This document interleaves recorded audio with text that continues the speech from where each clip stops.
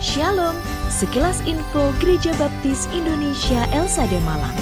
Merujuk pada keputusan pemerintah pusat tentang PPKM darurat se-Jawa Bali berkaitan dengan pelaksanaan ibadah, maka ibadah Raya Minggu Gereja Baptis Indonesia Elsade Malang akan dilakukan secara online melalui Zoom Meeting. Persembahan dan persepuluhan dapat diberikan melalui transfer Bank BRI dengan nomor rekening 0579 0101 2105 506 atas nama Siiningsih Bendahara Gereja. Mari kita terus dukung dalam doa agar situasi pandemi COVID-19 ini dapat selesai dengan pertolongan Tuhan. Tetap semangat, patuhi protokol kesehatan, Tuhan Yesus memberkati.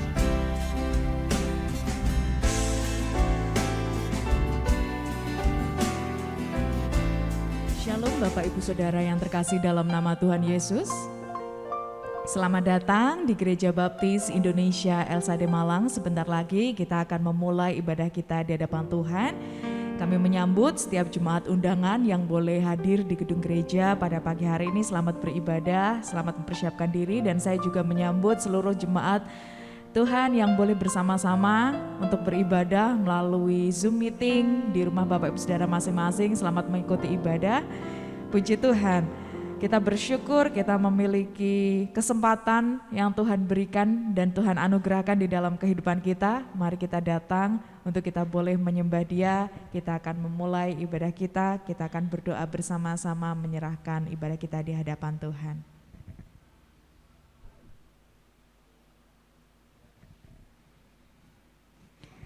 Engkaulah yang bertahta di bumi seperti di surga ya Bapa. Kami mengucap syukur ya Tuhan. Kami sembah Engkau ya Bapa yang kami kenal dalam pribadi Tuhan kami Yesus Kristus. Kami datang pada pagi hari ini ya Tuhan dengan segenap hati, pikiran dan kehidupan kami. Kami datang menyembah Engkau ya Bapa dengan kerelaan hati kami ya Tuhan. Pada pagi hari ini ya Tuhan, kami bersama dengan saudara-saudara kami, baik yang ada di gedung gereja maupun yang ada di tempat kami masing-masing ya Bapa. Kami hendak memuji Engkau, memuliakan nama-Mu dan beribadah bersama ya Bapa. Inilah wujud syukur kami kepadamu ya Tuhan, karena kami bersyukur memiliki Allah yang luar biasa, yang senantiasa menyertai jalan kehidupan kami dan tidak pernah sekalipun meninggalkan kami ya Tuhan. Terima kasih ya Tuhan atas semua yang Tuhan anugerahkan di dalam kehidupan kami. Segala hal yang Tuhan izinkan untuk boleh kami nikmati, kami bersyukur atas itu semua ya Bapa. Dalam ucapan syukur kami ya Tuhan, kami mengakui setiap kesalahan dan pelanggaran yang masih sering kami perbuat. Baik itu yang kami sadari maupun tidak kami sadari ya Tuhan. Secara manusia kami tidak pernah luput dari dosa ya Bapa. Tapi kami bersyukur memiliki Allah seperti Engkau yang menerima kami apa adanya. Oleh karena itu biarlah kami terus mengingat kasih-Mu, biarlah kami terus mengingat penebusan-Mu di dalam kehidupan kami, sehingga kami tidak mengulang kesalahan yang sama, tetapi kami boleh semakin bertumbuh, berkenan di dalam-Mu ya Tuhan. Kami menyerahkan ya Bapa ibadah kami dari awal, pertengahan sampai dengan akhirnya. Kiranya Tuhan yang memimpin, Tuhan yang beracara dan Tuhan yang melawat kami sekalian. Tuhan pakai setiap peralatan yang boleh kami pakai. Tuhan pakai setiap jaringan internet yang boleh kami pergunakan pada pagi hari ini ya Tuhan. Biarlah itu semua boleh menjadi sarana bagi kami untuk memuliakan Engkau ya Bapa. Kiranya Tuhan juga melawat setiap kami pribadi, lepas pribadi yang boleh hadir pada pagi hari ini. Biarlah kami boleh menerima kekuatan yang baru, kami menerima pemulihan yang baru yang datangnya daripada Engkau. Terima kasih ya Tuhan, kami sambut sukacita yang Tuhan percayakan di dalam kehidupan kami pada pagi hari ini. Kami sambut ibadah kami pada pagi hari ini dan kami hendak memuji nama-Mu di dalam roh dan kebenaran. Hanya di dalam nama Tuhan kami Yesus Kristus kami siap untuk beribadah. Haleluya, amin, puji nama Tuhan. Ada sukacita Bapak Ibu Saudara? Amin, puji Tuhan. Mari kita bangkit berdiri, kita bersuka bagi kemuliaan nama Tuhan. Nyanyian pujian nomor 269, Sejak Ku Terima Yesus. Ada sukacita dan ada penghiburan yang baru dari Tuhan. Mari kita bersuka bersama.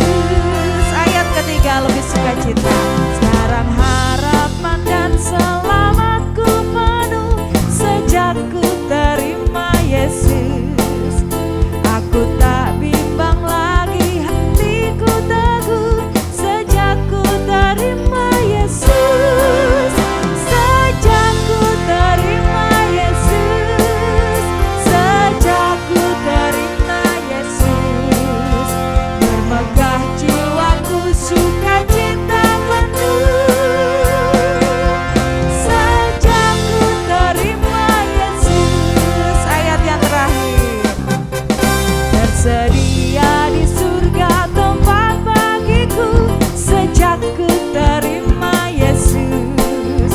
Ku menuju ke sana senang hatiku sejak ku terima Yesus.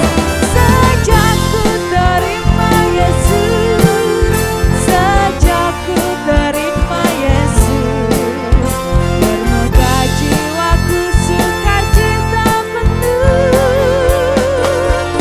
Sejak ku terima Yesus, sejak ku terima Yesus, sejak ku terima Yesus. Puji nama Tuhan, bersukacita bagi kemuliaan Tuhan kita Yesus Kristus. Silakan duduk kembali Bapak Ibu Saudara.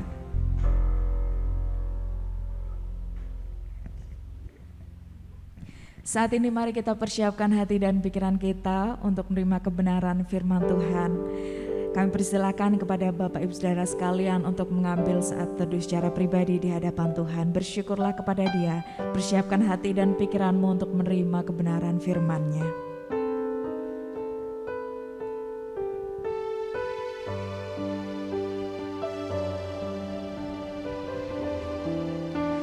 Engkau yang mengerti setiap rancangan di dalam kehidupan kami ya Tuhan. Dan setiap yang terjadi dan yang Kau izinkan terjadi bagi kami, itu adalah yang terbaik yang datangnya daripadamu ya Bapa. Kami bersyukur atas itu semua ya Tuhan. Dan saat ini Tuhan, kami siapkan hati kami untuk mendengar firman. Mari bersama nyatakan pujian untuk menyambut firman Tuhan. Ku siapkan hatiku Tuhan untuk dengar firman-Mu saat ini.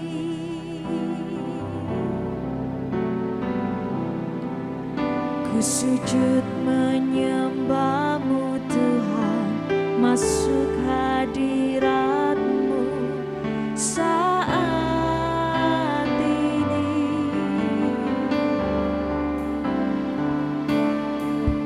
curahkan urapan-Mu Tuhan bagi jemaat-Mu saat ini. Ku siapkan hatiku Tuhan untuk dengar firman-Mu.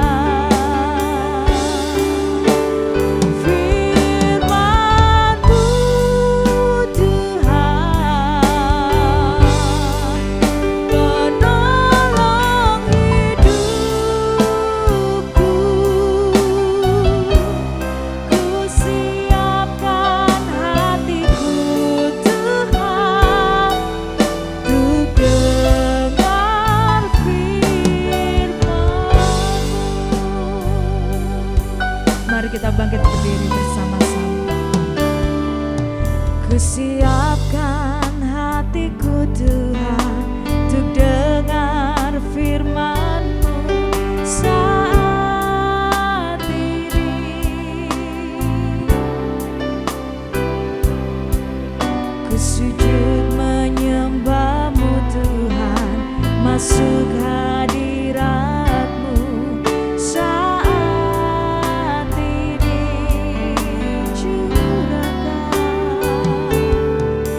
curahkan urapan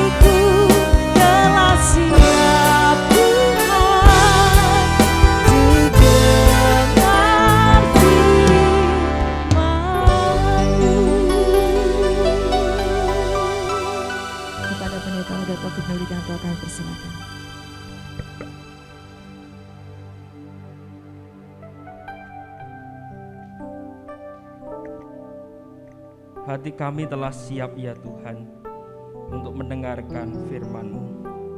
Kami mohon kiranya Roh Kudus-Mu menaungi setiap kami, dan kami siap untuk diberkati oleh kebenaran firman-Mu. Terpujilah nama-Mu sekarang dan sampai selama-lamanya. Di dalam nama Tuhan Yesus kami siap untuk diberkati oleh firman Tuhan. Haleluya. Amin. Silahkan duduk kembali. Salam Bapak Ibu Saudaraku yang dikasihi Tuhan. Masih semangat? Amin. Puji Tuhan, di minggu kedua bulan Oktober ini ada banyak hal yang patut kita syukuri. Bagaimana situasi dan kondisi di sekeliling kita semakin membaik. Dan puji nama Tuhan, Kota Malang ini sudah memasuki penurunan level ya, dari level 3 turun ke level 2. Kita doakan terus, kita upayakan terus, kita bekerja sama dengan pemerintah sehingga akhirnya nanti bisa turun lagi ya, level 1 seperti Kota Batu. Puji Tuhan.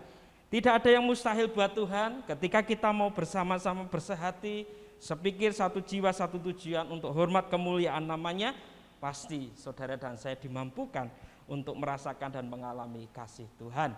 Pada pagi hari ini kita akan belajar bersama-sama kebenaran firman Tuhan dengan satu judul, tinggalkan yang tidak benar dan lakukan yang benar. Tinggalkan yang tidak benar, lakukan yang benar. Kita akan belajar bersama-sama dari Amsal 20 ayat 1 sampai dengan 15. Demikian bunyi firman Tuhan, Amsal 20 ayat 1 sampai dengan 15. Anggur adalah pencemooh, minuman keras adalah peribut. Tidaklah bijak orang yang terhuyung-huyung karenanya. Kegentaran yang datang dari raja adalah seperti raung singa muda. Siapa membangkitkan marahnya, membahayakan dirinya. Terhormatlah seseorang jika ia menjauhi perbantahan. Tetapi setiap orang bodoh membiarkan amarahnya meledak. Pada musim dingin si pemalas tidak membajak.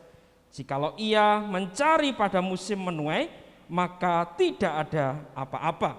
Rancangan di dalam hati manusia itu seperti air yang dalam, tetapi orang yang pandai tahu menimbanya.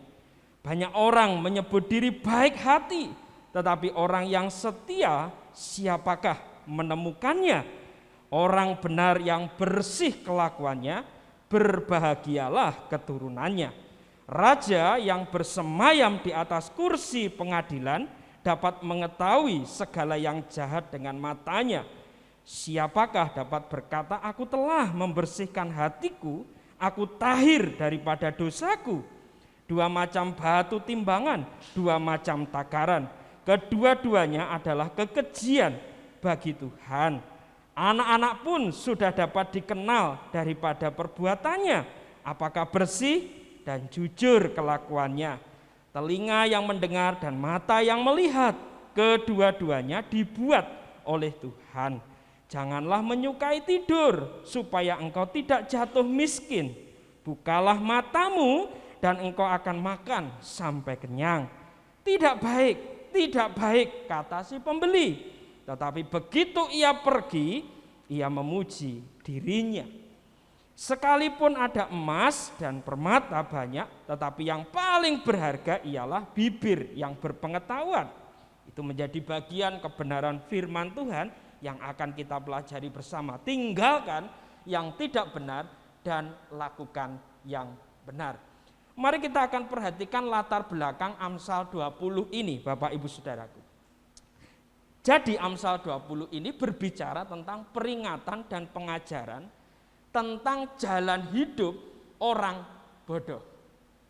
Jadi Amsal 20 ini berbicara tentang peringatan dan pengajaran tentang jalan hidup orang bodoh. Lalu yang kedua, ada pembedaan perilaku antara orang benar dan orang bodoh. Jadi orang benar dan orang bodoh itu tidak sama. Ada pembedaan yang sangat mencolok yang dituliskan oleh penulis Amsal ini. Dan yang ketiga, orang benar itu hidup sesuai dengan aturan firman Tuhan. Dan orang bodoh hidup sesuai dengan pengertiannya sendiri. Jadi ketika saudara dan saya hidup sesuai dengan aturan yang ada, aturan firman Tuhan, aturan yang berlaku, itu artinya saudara dan saya adalah orang yang benar. Tetapi ketika kita tidak taat dengan aturan, ketika kita melanggar aturan, itu artinya saudara dan saya sedang menjadi orang bodoh. Kalau pemerintah sudah menetapkan 3M bahkan 5M untuk kita taati dan lakukan, berarti saudara dan saya ketika mentaati dan melakukan itu kita menjadi orang benar. Tetapi ketika kita tidak melakukan, maka sesungguhnya kita sedang menjadi orang bodoh. Nah, jadi Bapak Ibu Saudaraku yang dikasih oleh Tuhan, ini menjadi bagian yang penting yang harus kita perhatikan bersama di dalam kehidupan kita. Nah, orang benar itu selalu menurut akan firman Tuhan di dalam kehidupannya. Karena firman Tuhan itu menjadi bagian yang indah di dalam kehidupannya, menjadi pedoman di dalam kehidupannya. Dan orang bodoh itu hidup sesuai dengan pengertiannya sendiri. Karena menurut dia yang dia lakukan itu tepat, tetapi sesuai dengan pengertiannya sendiri. Ketika itu sesuai dengan pengertiannya sendiri dan tidak sesuai dengan firman Tuhan, maka itu disebut sebagai orang bodoh. Nah, kemudian Bapak Ibu Saudaraku, orang yang benar yang menurut firman Tuhan akan menerima berkat-berkat Tuhan. Itu sudah pasti. Sedangkan orang bodoh akan binasa dengan keputusannya. Itu sebabnya kalau kita tadi membaca di dalam Amsal, di ayat yang tadi sudah saya bacakan, ada himbauan untuk jangan suka tidur, buka mata, supaya engkau ada berkat di sana. Nah, kalau dia adalah orang benar, ya dia akan melakukan itu. Tetapi kalau dia orang bodoh, ya dia akan menurut sesuai dengan pengertiannya sendiri. Sehingga bukan berkat yang dia terima, tetapi kebinasaan yang ia terima. Itu sebabnya dalam semua konteks yang ada, ketika sekarang ini levelnya semakin menurun, itu karena ada peran serta orang-orang benar yang taat dengan aturan. Kalau semuanya menjadi bodoh Bapak Ibu Saudaraku, saya yakin dan percaya kasus ini tidak akan pernah menurun, COVID ini. Tetapi karena ada orang-orang benar yang menjalankan aturan, yang mau menjalankan aturan, yang mau taat terhadap aturan, maka semua kasus ini bisa menurun. Ketika dulu masyarakat enggan untuk divaksin, sekarang berlomba-lomba mencari tempat untuk bagaimana dia bisa divaksin. Dan ketika mereka semuanya sudah mendapatkan vaksin, maka situasi kondisinya menjadi semakin membaik karena kondisi tubuhnya semakin kuat dalam menghadapi virus ini. Namun demikian bukan berarti kita meninggalkan 3M yang sudah ditetapkan pemerintah, bahkan 5M yang kita dengar bersama, itu tetap kita jalankan. Itu sebabnya yang benar itu menjadi bagian yang indah untuk menjadi berkat buat kehidupan kita dan menjadi berkat buat orang-orang di sekeliling kita. Nah, ini tantangan kita bersama Bapak Ibu Saudaraku. Menjadi tantangan yang tidak mudah yang akan kita hadapi bersama, yaitu tantangan hidup masa kini. Ada beberapa tantangan yang akan kita hadapi bersama-sama. Nah, tantangan yang pertama adalah pragmatis. Pragmatis itu apa? Berpikir sempit dan instan. Jadi pikirannya itu sempit. Lalu dia selalu menginginkan sesuatu yang sifatnya instan, tidak mau menjalani proses. Jadi kalau Tuhan mengizinkan ada proses yang tidak mudah di dalam hidupnya, dia akan marah, dia akan mengeluh, dan akan terus mengeluh. Nah, itu yang terjadi saat ini. Orang pikirannya sempit dan instan. Lalu yang kedua adalah relatif. Relatif itu tidak bisa membedakan baik dan buruk sebuah perilaku. Jadi baik dan tidak baik itu menjadi buram. Itu tantangan hidup masa kini.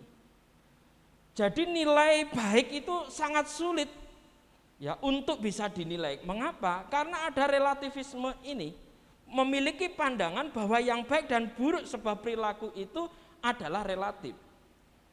Baik menurut saya belum tentu baik menurut orang lain. baik menurut orang lain belum tentu baik menurut saya, karena tidak ada standar nilai baik dan buruk. Nah, itu menjadi tantangan pada masa saat ini ketika berbicara tentang baik buruk. Itu sebabnya ada istilah relativisme moral, Bapak Ibu Saudaraku. Ada standar moral yang berbeda-beda satu dengan yang lain. Tetapi ketika kita sudah belajar akan kebenaran firman Tuhan, ada sebuah kebenaran mutlak yang itu harusnya menjadi standar dalam kehidupan kita. Sehingga baik dan buruk itu ditentukan oleh ajaran firman Tuhan yang sudah kita terima. Sehingga tidak ada sebuah kebaikan, sebuah keburukan yang relatif karena sudah ada standarnya.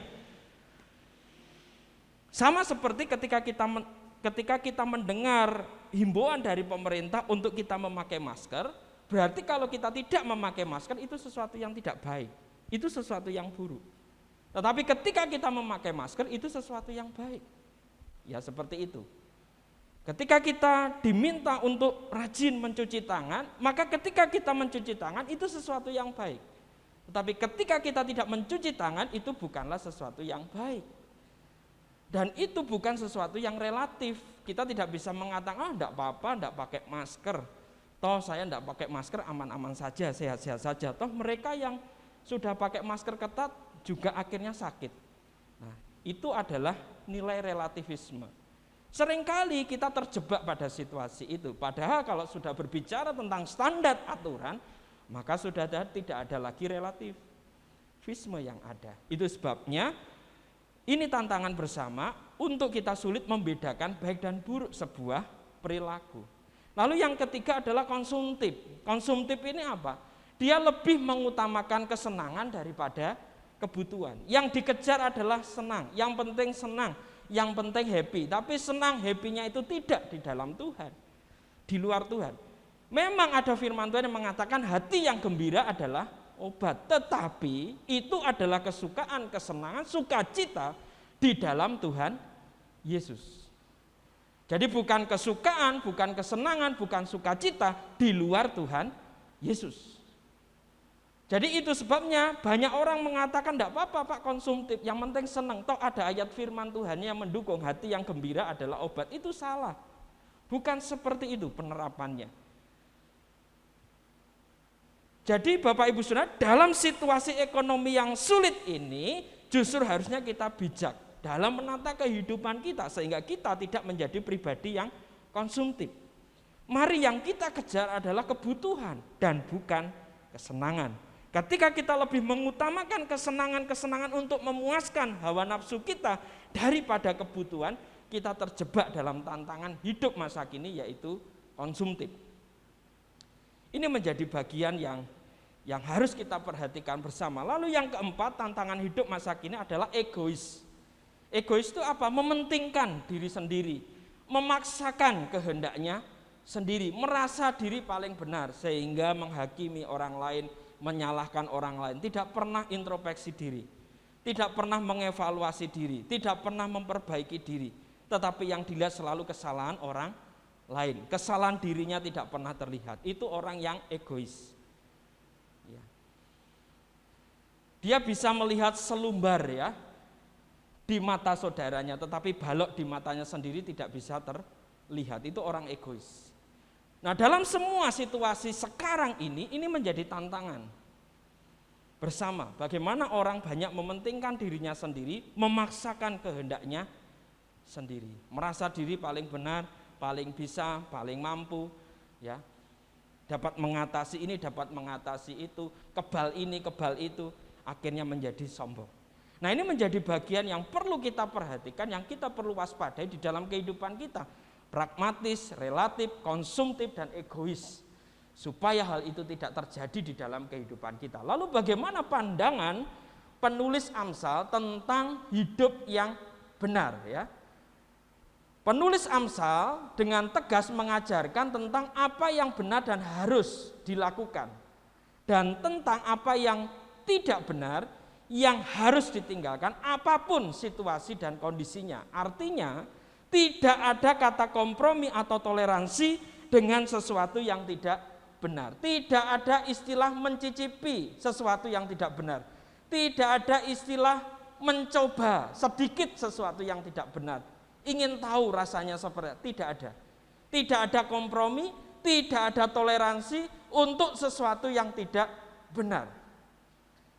Bapak Ibu Saudaraku, pengalaman saya dan istri saya ketika berobat ke dokter keluarga. Ketika kami sudah datang ke dokter keluarga, kami harus antri. Ya, kami tidak sadar bahwa ternyata istri saya lupa untuk tidak memakai masker. Ya, ketika tahu tidak memakai masker itu ada rasa bersalah yang begitu luar biasa. Sehingga apa yang terjadi? Ya, puji Tuhannya di tempat di mana dokter keluarga itu praktek ada apotek. Sehingga di situ istri langsung beli masker dan langsung dipakai. Dan setelah dipakai rasanya tenang. Tidak ada rasa bersalah lagi. Jadi Bapak Ibu Saudaraku, untuk sesuatu yang tidak benar tidak ada kompromi.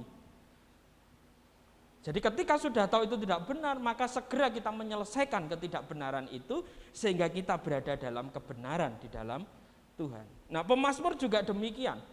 Pemazmur menyampaikan bahwa tidak ada kompromi, tidak ada toleransi dengan sesuatu yang tidak benar. Contoh, misalnya dalam bulan ini hari Minggunya ada berapa? Ada 4 ya. Berarti minimal 4 kali itu kita harus beribadah. Kalau Tuhan katakan kamu harus beribadah. Tetapi seringkali yang membuat kompromi adalah diri kita. Tuhan, 4 kali ini 1 kali saja saya tidak ikut ibadah.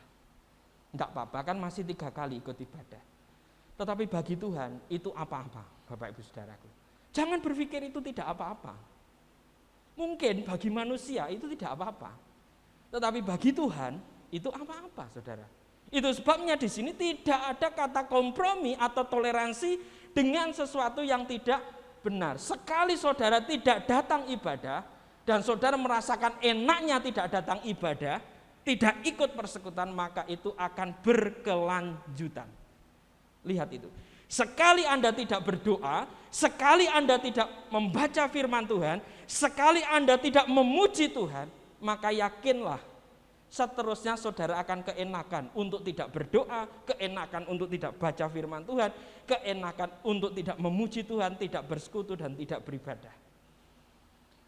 Sekarang mari kita perhatikan, setiap kita punya aktivitas kegiatan masing-masing. Tetapi kalau kita nilai sukacitanya, lebih sukacita mana? Kita mengikuti kegiatan kita masing-masing atau kegiatan ibadah? Pasti saudara akan menilai lebih sukacita kegiatan saya.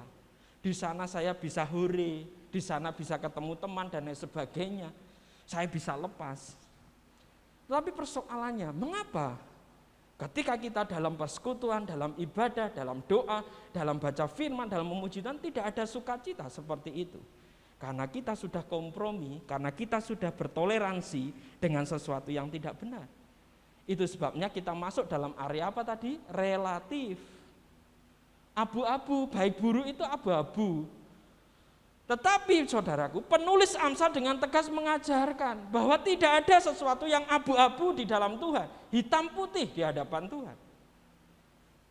Putih itu sesuatu yang baik, benar. Hitam itu sesuatu yang tidak benar.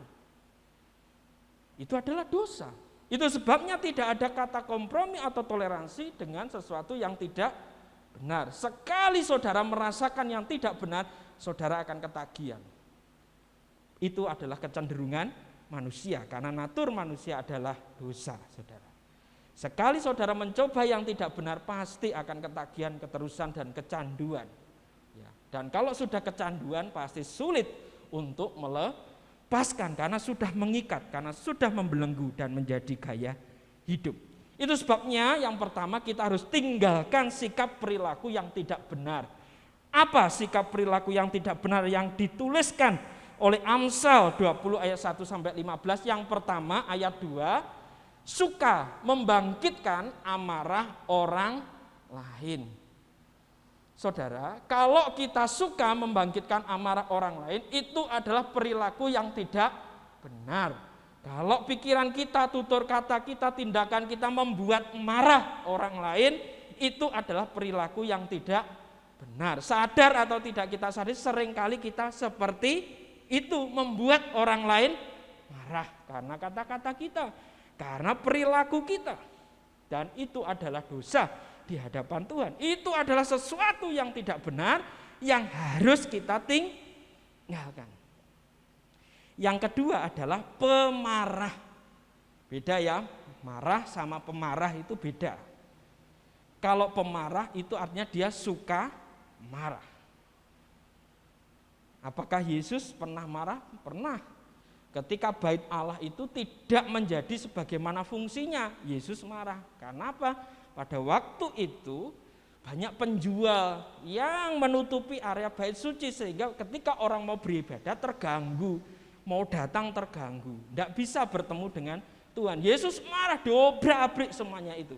Bukan berarti Yesus tidak mengasihi para pedagang ini. Yesus mengasihi, tetapi baik dan buruk, benar dan salah itu ada di dalam diri Yesus dengan standar yang tepat. Fungsinya untuk apa? Bukan untuk itu. Jadi jangan sampai menjadi penghalang untuk orang datang kepada Tuhan. Nah, pemarah ini tidak demikian. Pemarah ini dia suka marah, hobinya memang marah. Ya, dikit-dikit marah seperti itu. Itu menjadi tabiat, menjadi kebiasaan yang buruk. Lepas dari dia hipertensi, ya, lepas dia punya sakit apa. Tetapi pemarah ini, saudaraku, selain dia gangguan jiwa, dia juga gangguan spiritual. Itu adalah tabiat, perilaku yang tidak benar, yang tidak disukai oleh Tuhan. Di dalam ayat 3 di sana dikatakan pemarah itu adalah perilaku yang tidak benar. Lalu berikutnya pemalas, ya, itu ada di dalam ayat 4 dan ayat 13 dari Amsal 20 tadi. Ya. Jadi pemalas ini adalah tindakan yang tidak disukai oleh Tuhan. Itu adalah perilaku yang tidak benar yang harus ditinggalkan. Tidak ada ceritanya orang malas itu sukses dan berhasil. Ya, dia akan sukses berhasil. Sukses untuk apa? Sukses malasnya, berhasil malasnya. Tidak ada pencapaian yang bisa dicapai, saudara, dengan kemalasan. Tidak ada. Kalau kita perhatikan tokoh-tokoh yang berhasil sukses, ya, baik di dalam Alkitab maupun di sekeliling kita, mereka bukanlah orang-orang yang malas. Saking bebalnya kita, ya, saking keras kepalanya kita karena kita menjadi pemalas, kita diminta untuk melihat binatang yang sangat kecil. Apa itu, saudara? Semut. Kalau kita malas, suruh lihat semut, bayangkan. Derajat kita dengan semut itu lebih tinggi mana? Lebih tinggi kita, saudara. Tetapi saking bodohnya kita, saking bebalnya kita diminta untuk belajar dari binatang. Harusnya binatang itu belajar dari siapa? Manusia. Tapi kalau manusia itu sudah saking bebalnya, suruh belajar kepada binatang. Yang diciptakan tidak semulia saudara dan saya, tetapi dia punya sifat yang rajin, bukan malas, ya. Semut seperti itu, ya, kita perhatikan, saudaraku. Di musim panas seperti ini dia mencari makanan supaya ketika musim hujan makanannya melimpah. Dia tidak kekurangan makanan. Nah, itu ada. Siapa yang ngajari? Apakah manusia yang mengajari? Tidak, saudara. Tuhan yang menciptakan semut itu. Dan karena kemalasan kita suruh belajar dari semut, dari binatang. Ya, tentunya saudara dan saya tidak mau, ya, disamakan dengan binatang. Ya, kalau kita tidak mau disamakan dengan binatang, jangan malas, ya. Binatang saja bisa rajin, masa manusia malas? Jangan. Yaitu sebabnya di dalam ayat 4 dan 13 di sana dikatakan, ya, ayat 13, jangan menyukai tidur supaya engkau tidak jatuh miskin. Jadi kunci untuk sukses, berhasil, beruntung itu sudah disampaikan oleh firman Tuhan, tinggal kita jalankan. Ya, kalau kita malas, saudara dan saya pasti akan jatuh miskin. Tetapi kalau kita rajin, yakinlah berkat-berkat Tuhan itu dinyatakan dalam kehidupan saudara dan saya. Pemeliharaan Tuhan itu tidak pernah berhenti dalam kehidupan kita. Ada saja cara Tuhan untuk memberkati kita. Usaha yang kita lakukan tidak akan pernah sia-sia. Ya. Tapi kalau malas, ya itu pasti akan membawa kesia-siaan hidup. Yang keempat adalah berlaku curang atau menjadi penipu. Ya. Ini yang harus kita tinggalkan. Kita tidak boleh berlaku curang, kita tidak boleh menjadi penipu. Ya, kalau saudara dan saya menjadi pribadi-pribadi yang curang, menjadi pribadi-pribadi yang menipu saudara, itu adalah tindakan yang jahat. Itu adalah perilaku yang tidak benar. Ya, ayat 10 dan ayat 14 ya. Ayat 10 dikatakan ini seringkali yang menjadi gambaran itu di konteks perdagangan ya saudara ya. 2 macam batu timbangan, 2 macam takaran ya.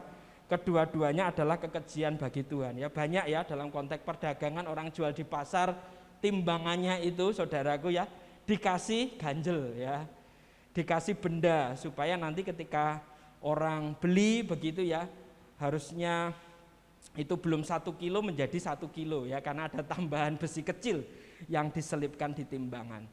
Jadi neraca timbangannya itu tidak imbang dengan benar ya, tidak tertata dengan benar ya, biasanya diganjel dan lain sebagainya. Nah, itu kecurangan-kecurangan yang terjadi. Nah, seringkali dalam kehidupan kita juga demikian. Ketika kita menjalankan bisnis kita, ketika kita menjalankan pekerjaan kita, kita menjadi pekerja-pekerja, kita menjadi pribadi-pribadi yang curang. Kalau kita dalam konteks kita masih sekolah, seringkali juga demikian. Orang yang berlaku curang, orang yang berlaku menjadi penipu ini identik dengan orang yang tidak jujur. Nah, seringkali kita tergoda untuk hal itu semua untuk mencapai apa? Keuntungan sebesar-besarnya dengan menghalalkan segala cara. Ya, kita tahu bahwa dalam konteks saat ini juga banyak penipuan ya secara online. Ya, dan itu menjadi bagian yang pasti merugikan orang lain. Nah, itu sebabnya saudaraku, orang yang seperti di atas, orang yang suka membangkitkan amarah, orang yang pemarah, orang yang pemalas, yang berlaku curang, penipu, itu pasti akan menyusahkan orang lain dan akan mencelakakan dirinya sendiri. Itu sebabnya Tuhan berkata, tinggalkan yang tidak benar itu. Kenapa? Karena itu pasti akan menyusahkan orang lain dan akan mencelakakan dirinya sendiri. Ya, saya pernah menjadi korban penipuan online. Dan itu sangat susah buat saya. Uang yang harusnya itu bisa bermanfaat untuk kebutuhan kami harus diambil dengan cara ditipu secara online. Jadi firman Tuhan ini bukan dongeng saudara, tapi fakta. Kalau kita suka membangkitkan amarah, kita pemarah, kita pemalas, kita berlaku curang, pasti itu akan menyusahkan orang lain dan akan mencelakakan diri kita sendiri. Dan ketika saudara dan saya menjadi anak-anak Tuhan, maka hal ini tidak boleh ada di dalam kehidupan kita, sekecil apapun. Ya, kita tidak boleh kompromi. Yang berikutnya, lakukan yang benar. Apa itu? Yang pertama, di dalam ayat yang ketiga, menjauhi perbantahan. Artinya apa? Mencintai perdamaian. Selalu yang dikejar itu damai. Ya, bukan permusuhan. Gimana caranya supaya bisa berdamai? Jadi selalu yang dikejar itu adalah yang benar. Ya, ini jadi kebalikannya tadi dengan pemarah tadi, dengan membangkitkan amarah tadi. Yaitu dengan kita menjauhi perbantahan. Kita harus mencintai perdamaian. Ya, itu ada di dalam ayat yang ketiga. Yang kedua adalah memiliki rancangan hidup yang baik. Jadi yang ada di dalam pikirannya itu selalu rancangan yang baik. Jadi bukan rancangan yang jahat. Jadi rancangan yang ada di dalam diri kita, yang kita pergumulkan, yang kita rindukan, yang kita harapkan, itu selalu rancangan-rancangan yang baik. Besok saya ingin menjadi berkat, besok saya ingin melayani, besok saya ingin mengasihi, besok saya ingin menolong. Nah, selalu begitu. Pikirannya selalu baik, saya ingin peduli. Saya ingin belajar untuk memahami, mengerti orang lain. Saya ingin belajar untuk menghormati orang lain. Ya, selalu begitu. Rancangan hidupnya adalah rancangan hidup yang baik, bukan rancangan hidup yang jahat. Besok siapa ya yang saya akan sakiti? Bukan seperti itu. Itu adalah rancangan hidup yang tidak baik. Besok siapa ya yang saya akan rugikan? Besok siapa ya yang saya akan manfaatkan? Itu bukan rancangan hidup yang baik. Itu adalah rancangan hidup yang jahat. Tetapi lakukan yang benar adalah memiliki rancangan hidup yang baik. Jadi rencana kita untuk hari ini dan esok haruslah sesuatu yang baik, bukan sesuatu yang jahat. Lalu yang ketiga adalah hidup dalam kesetiaan, ya, ayat 6. Di sana dikatakan banyak orang menyebut diri baik hati, tetapi orang setia siapakah menemukannya? Setia itu bicara tentang apa? Konsisten, saudara. Orang bisa baik 1-2 kali, yang ketiganya bisa menjadi tidak baik. Tetapi kalau orang setia 1, 2, 3 seterusnya sampai dipanggil Tuhan, itu namanya konsisten. Firman Tuhan katakan kalau bicara baik saja banyak, tetapi kalau bicara orang setia sulit untuk menemukan. Jadi jangan merasa bangga kalau saudara dan saya sudah menjadi orang yang baik. Tetapi bersyukurlah ketika saudara saya belajar untuk menjadi setia. Ya, orang setia itu tidak mudah menyerah. Jadi dia terus punya semangat yang tinggi untuk terus berusaha, untuk terus berjuang, ya. Sampai akhirnya kau dapati aku tetap setia. Nah, itu pujiannya seperti itu. Sampai akhirnya. Jadi bukan 1-2 minggu saudara, ya, tapi diuji sampai akhir hidup kita didapati setia. Tuhan tidak mencari orang yang baik hati, tetapi Tuhan mencari orang yang setia. Nah, ini menjadi bagian yang penting. Hiduplah dalam kesetiaan. Setiap perkara yang Tuhan percayakan kepada saudara, belajarlah untuk setia, saudara, di situ.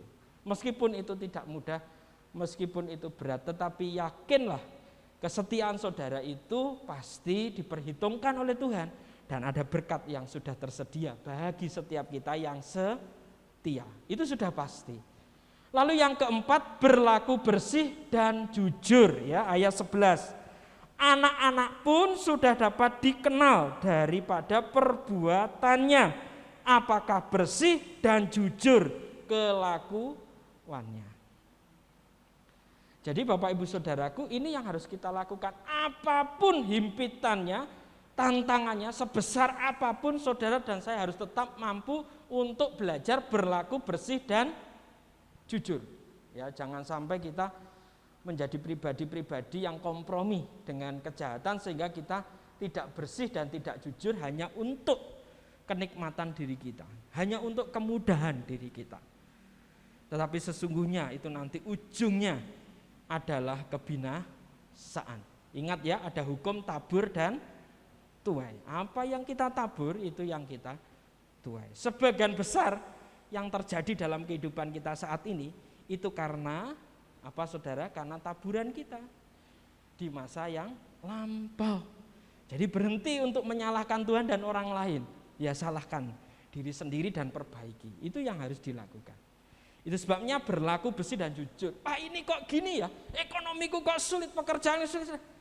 Saudara, ini kok orang ini menentang saya dan sebagainya. Jangan lihat orang lain, lihat dirimu. Apa yang sudah kamu lakukan di masa lampau. Biasanya kalau sudah seperti itu sulit, saudara. Paling gampang itu lihat orang lain, paling gampang nyalahkan orang lain, tapi lihat diri sendiri itu susah.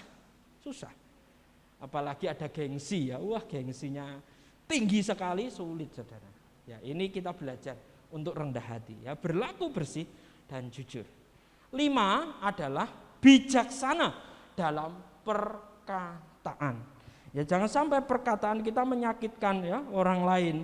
Jangan sampai perkataan kita itu melumpuhkan orang lain. Tetapi perkataan kita harus membangkitkan semangat orang lain. Harus memulihkan, harus menyembuhkan, ya, harus menguatkan. Itu yang Tuhan kehendaki, bijaksana dalam perkataan. Ya, sehingga ada peribahasa, ya, lidahmu harimaumu, kan gitu ya. Kalau sekarang jarimu harimaumu, ya, karena kita sering ngetik status.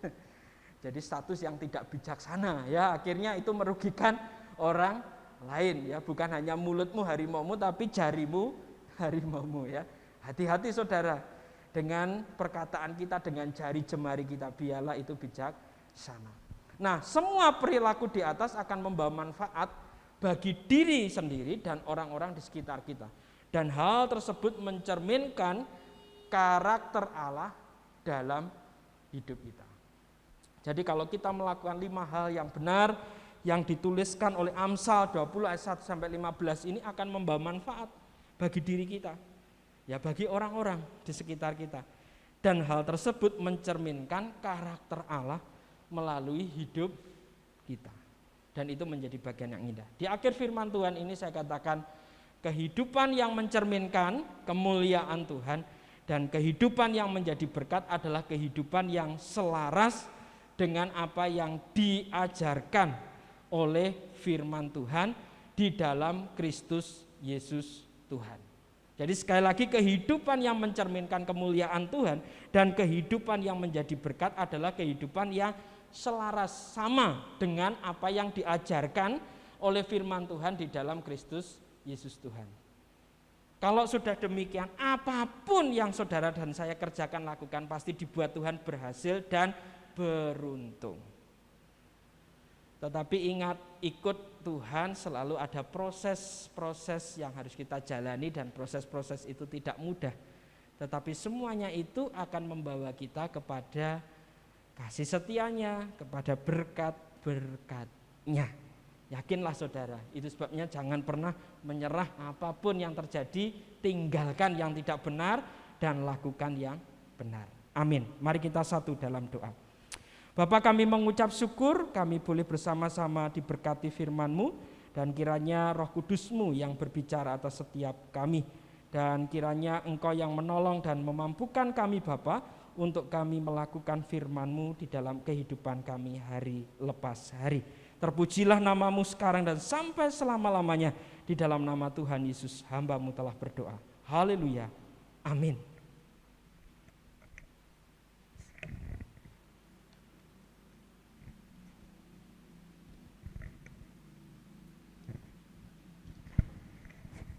Puji nama Tuhan, mari kita responi kebenaran firman Tuhan yang telah kita terima, kita nyatakan pujian jadi seperti ini.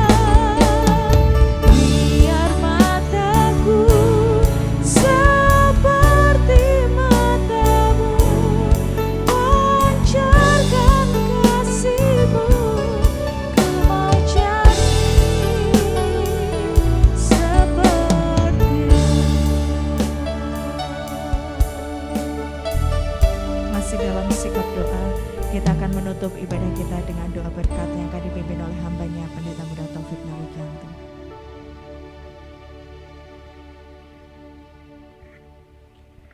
Terpujilah namamu Tuhan dari sekarang dan sampai selama-lamanya. Kami mengucap syukur Tuhan telah menolong memimpin kami sekalian dalam ibadah pada pagi hari ini. Sukacita yang penuh kami rasakan dan alami. Dan kami mengucap syukur untuk kebenaran firman-Mu yang mengingatkan kami sekalian. Dan tiba saatnya kami melakukan firman-Mu di dalam kehidupan kami selepas kami meninggalkan ibadah kami di rumah maupun di gereja. Dan kami menyerahkan Indonesia ke tangan kuasa Tuhan, Provinsi Jawa Timur ke tangan kuasa Tuhan, Malang Raya ke tangan kuasa Tuhan, supaya semakin dipulihkan oleh Tuhan dari situasi virus COVID-19 ini. Kami mohon pertolongan dan campur tangan-Mu terjadi atas seluruh masyarakat Indonesia, semuanya sehat di dalam Engkau. Kami menyerahkan untuk program vaksinasi yang terus dilakukan sampai dengan akhir tahun ini. Kiranya Tuhan terus menolong campur tangan supaya semuanya dapat berjalan dengan baik dan lancar. Kami percayakan seluruh umat-Mu Tuhan yang hadir di gereja maupun di rumah masing-masing dalam kesehatan mereka, dalam pergumulan mereka, dalam pekerjaan mereka. Kami percayakan semuanya kepada Engkau. Kiranya kuasa-Mu bekerja atas mereka, kuasa-Mu menjamah mereka, dan kuasa-Mu memberkati mereka. Secara khusus kami mempercayakan untuk setiap anak-Mu saat ini Tuhan yang tengah berjuang untuk pendidikan mereka. Tuhan juga menolong campur tangan dan memberkati supaya mereka boleh meraih masa depan mereka, cita-cita mereka. Oleh karena Tuhan turut campur tangan mendatangkan kebaikan di dalam kehidupan mereka. Kami berdoa untuk setiap umat-Mu yang sakit, berkenan Tuhan jamah, berkenan Tuhan memberikan kesembuhan. Kami percayakan juga untuk kesehatan Ibu Patricia yang sedang mengandung supaya beliau dan juga kandungannya dalam keadaan baik sehat sampai dengan melahirkan, semuanya aman dalam perlindungan, penyertaan dan keselamatan yang datangnya daripada Engkau. Engkau yang menjamin semuanya itu dan Roh Kudus-Mu yang terus menaungi di dalam kehidupan beliau. Sungguh Bapa, kami menyerahkan kesemuanya ini kepadamu dan kami mengakhiri ibadah kami pada saat ini. Bapak Ibu Saudaraku yang terkasih di dalam nama Tuhan, terimalah berkat dari Allah Bapa, cinta kasih di dalam Tuhan kita Yesus Kristus, dan penyertaan persekutuan dalam kuasa Roh Kudus menjagai saudara dan saya untuk terus saling melayani, untuk terus saling melengkapi, dan untuk terus saling memberkati satu dengan yang lain dari sekarang sampai selama-lamanya. Di dalam nama Tuhan Yesus kita sekalian telah menerima berkat-Nya. Haleluya. Amin. Selamat hari Minggu. Tuhan Yesus memberkati.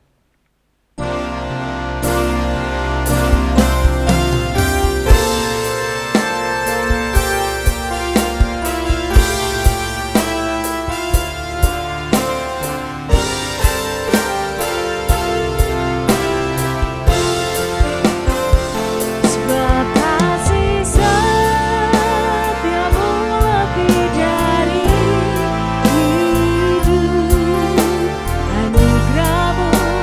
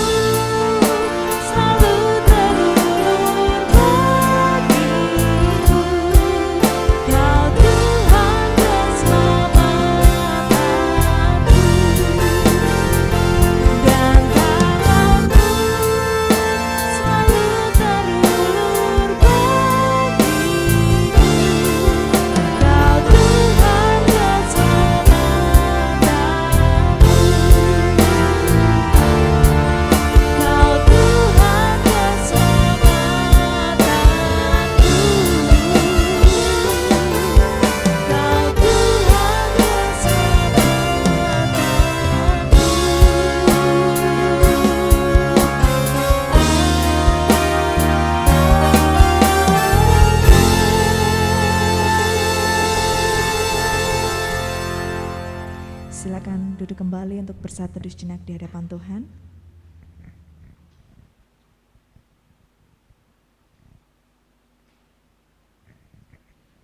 Terima kasih untuk kebersamaannya dalam ibadah Minggu 17 Oktober 2021. Sampai berjumpa minggu depan. Tuhan Yesus memberkati kita sekalian. Amin.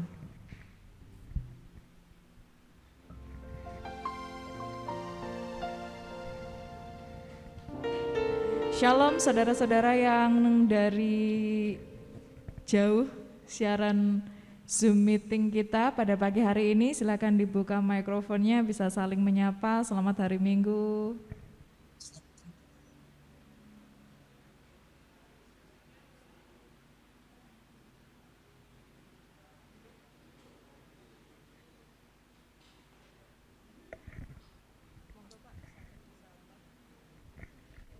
Shalom, selamat hari Minggu, Bapak Ibu Saudaraku yang dikasihi Tuhan.